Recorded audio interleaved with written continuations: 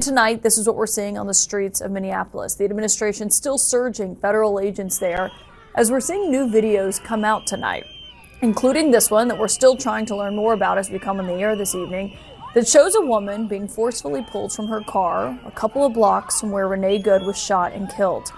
With the passenger side window smashed, agents surrounded her, flung open the doors, and used a knife to actually remove her seatbelt off of her. This is what we could hear in the videos.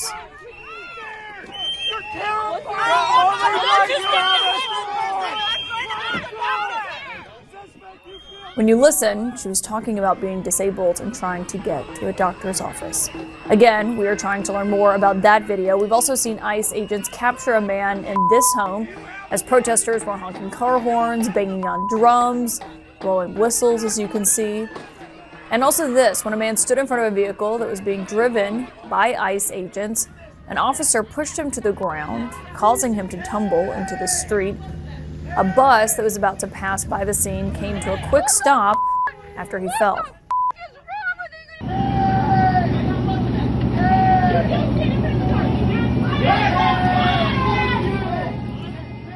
It seems 100 million people around the world into dire poverty as a consequence of that one decision we made in March of 2020. How many lives actually did we save by those lockdowns in order to justify the harm we did to the poor? This was a disease that was already seeded everywhere. The only issue was, how do you protect people who are most vulnerable until the tide runs through?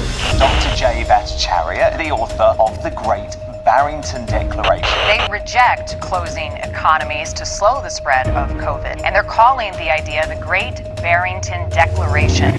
It was a one-page written in colorful language to tell the public you protect the vulnerable older people and you don't disrupt the rest of society. I started getting death threats, I started getting hate mail, started getting all kinds of nastiness. They had supported the research that had led to the creation of the virus, this gain-of-function research. It's their virus. In 2020, what it was a very unfortunate fact, and we didn't need to restructure all of human society in a futile bid to get this disease to go away, when in fact doing that was immoral.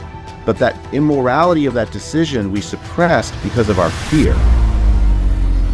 This fear game is going to be played on us again in the next quote-unquote pandemic, except this time we got CBDCs and QR codes and all this other stuff, AI. Do we want to live in a liberal democracy with the Enlightenment norms guiding science, or do we want to live in a biomedical security state? Those are the stakes, I think, going forward. And I don't know which path we'll take.